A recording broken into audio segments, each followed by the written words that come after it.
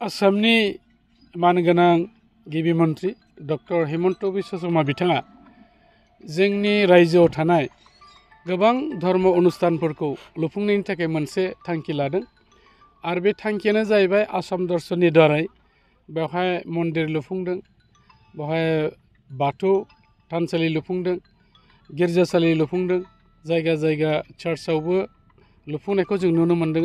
दा मोनसे नङा मोनसे बेफोरखौ जाहाथे मोजाङै जों लुफुंनो हायो बिनि थाखाय सरकारा बे आर्थिक अनुष्ठानखौ होनाय जादों। थिग बेबायदिनो 28 नम्बर गसाइगाव समस्तियाव गोबां जायगायाव दङ, नाथाय दिनै बे कासियाबारि ओनसोलाव बेवहाय मोनसे दुर्गा मन्दिरनि थाखाय बेवहाय हरनाय जादों। बिथांमोना बेखौ दिनै गायसननायनि हाबाफारि लादों आरो आं बाव नुजाफैनानै जों दिनै बेवहाय मोनसे लाइखुथा जों स्थापन खालायबाय, गायसनबाय आरो आं मिजिंथिदों बिथांमोना जिखिनि आसाम सरकारनिफ्राय बे अनुदानखौ मोननाय जादों बेजोंहाय बिथांमोना मोजां मावफुंनानै लागोन आरो बेल' नङा, मोनफ्रोमबो जायगायाव मोनसे नङा मोनसे बे रोखोमै मोननाय जागोन।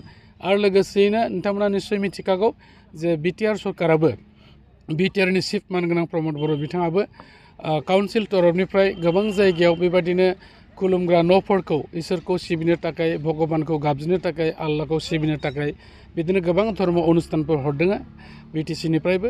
गतिके आं मिजिंथिदों जोंनि मोनफ्रोमबो धर्म अनुष्ठानफ्रा मोनसे नङा मोनसे बयबो बेबायदि मोजां गाव गावनि मन्दिरफोरखौ लुफुंनो थाखाय खाबु मोनगोन। गतिके दिनैनि जि हाबाफारि बे हाबाफारिखौ बेवहाय जोङो मावफुंनाय जादों। निस्सय बिटिआर सरकारल' नङा, दिनैहाय नोंथांमोना निस्सय नुदों सेन्ट्रेलावबो जोंनि भारतनि मानगोनां प्रधान मन्त्रि नरेन्द्र मदि बिथांनि दैदेननायाव जेरैबायदि माने हादोर नाङैनो जौगानाय हाबाफारिया जादों, थिग बेबायदिनो जोंनि आसाम सरकारावबो जोंनि मानगोनां CM डक्टर हिमन्त बिश्व शर्मा बिथाङाबो गोबां जौगानाय हाबाफारि मावदों आरो एखेयैनो समानैनो जोंनि बिटिआरावबो बिटिआर सरकारनि मानगोनां चिफ प्रमद बर' बिथाङा मावदों। नोंथांमोना दिनैहाय नायदो, दिनै लामा सामा जौगानायजों लोगोसेयैनो जोङो दिनै आबादारिफोरनि थाखाय जे स्किम लादों बिथांमोना मोनदों। दिनै जोंनि महिलाफोरखौ जौगाखांनायनि थाखाय बिथांमोननो गोबां स्किम होनाय जादों। इयुथ्सफोरखौ जौगाखांनो थाखाय गोबां बेवहाय आसनिफोर लादों, खारन जों नुदों जे साफ्रोमबो इयुथ्सफ्रानो बयबो सरकारि साकरि मोननाय नङा।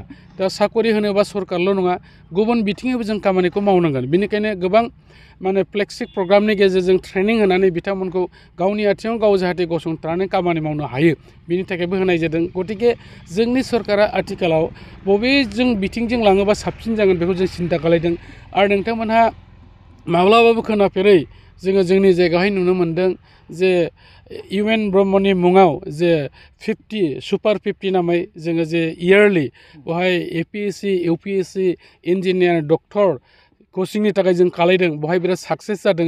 देग्लाय जोङो फार्स्ट टाइमनि थाखाय BTED ओनसोलाव 50 जन APSCनि जोङो साख्रिखौ बिथांमोननो थिसननो हादों बे ट्रेनिंनि गेजेरजों। गतिके बे जोंनि थाखाय बिराद मोजां खबर। जोङो गुबुन गुबुन समाव माने सानै साथाम बेबायदिखौनो मोननो हायामोन। दा बेफोरनि गेजेरजों जों बुंनो हायो, नुनो हायो जे इन फिउचारनि थाखाय बिटिआरआ मोनसे जौगा फारसे बे थांगासिनो दङ। खालिबोल' जोङो मोनसे सम नेनांगोन, गासिबो खामानिया मोनसेजों जाजोबा, नाथाय जोङो गासिबो बिथिङै जाहाथे मोनसे नङा मोनसे जोङो हाबाफारि लानानै जौगाहोनो हायो बेखौ जोङो थांखि लानानै मावफुंगासिनो दङ। बेनि जे बिसायख'थि बे खाथि जाबाय, दा बेवहाय जों नुयो जे मोनफ्रोमबो लकसभा सिटआव दिनै गुबुन गुबुन दोल संगठन बा पार्टिफ्रा माखासे बिथांमोनाबो बिजाथिफोरखौ फोसावदों, माखासेखौ फोसावनो हायाखै।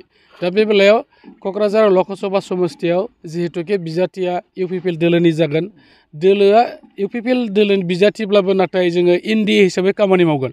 जोङो जथाय सरकार दङ, जथाय सरकारा खौसेना जों खामानि मावगोन। दा बेनिखायनो जोङो साननैसोनि उनावनो जोंनि बिजाथिखौ फोसावगोन। गासिबो अलरेडि प्रसेसा जाजोब्बाय, खालिबोल' जों फोसावथ'वाखै। गतिके बेखौ लानानै जोंनि गेजेराव दा मोजाङैनो गाहामैनो सावरायनानै थिरांथा लाबाय।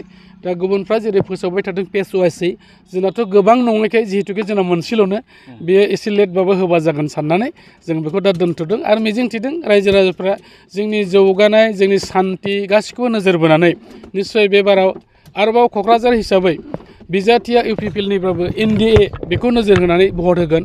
मानोना थार्ड टाइमनि थाखाय भारतबर्षआव नरेन्द्र मोदी बिथांखौ जोङो खेबसे प्राइम मिनिस्टार मोनजाबानो लुबैदों बिथांनि जे मावनाय बिथांनि जे साननाय हनाय दिनैनि थारिखआव मोनसे पारफेक्ट साननाय हनायनि गेजेरजों बिथाङा जौगादों दा बेनिखायनो थार्ड टाइम आरो फैबाय थानाय समावबो बिथाङा निश्चय मोनलांबाय थागोन जाहाथे जोङो मजबुत भाबै बिथांखौ खामानि मावहोनो हानायनि केपासिटिखौ खालामनो हायो बिनि थाखाय जोङो बिजाथिखौ देरहागोन आरो रायजो राजाफ्राबो निश्चय बे बिथिङैनो बयबो फैगोन होनना आसा खालायो এটা অধিক সূচনা বাজাজ বাইক কিনিবলৈ আগ্ৰহীসকলৰ বাবে ভাল খবৰ কোকৰাঝাৰ চহৰত অৱস্থিত ডাওহাৰু অটো এজেন্সিয়ে 6 মাৰ্চৰ পৰা 12 মাৰ্চলৈ মেগা লোন আৰু এক্সচেঞ্জ মেলা আগবঢ়াইছে ডাওহাৰু অটো এজেন্সিৰ গ্ৰাহকসকলে কম ডাউন পেমেন্ট পৰিশোধ কৰি বাজাজ বাইকৰ সুবিধা ল'ব পাৰে আপুনি কোকৰাঝাৰ চহৰত ডাওহাৰু অটো এজেন্সি শ্বৰুম লগতে কাৰিগাঁও উৎসৱ বিপণী আৰু দতমা উৎসৱ বিপণী আৰু ভোটগাঁৱৰ উৎসৱ বিপণী শাখা কোঠালৈ যাব পাৰে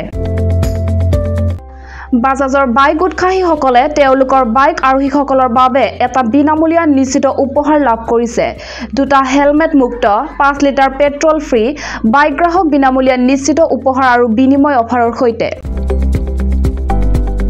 আন এটা ভাল বিকল্প হল আপুনি 500 টকা পৰিশোধ কৰি ইচ্ছামতে বাজাজ বাইক এখন কিনিব পাৰে আৰু 5% হ্ৰাস কৰিব পাৰে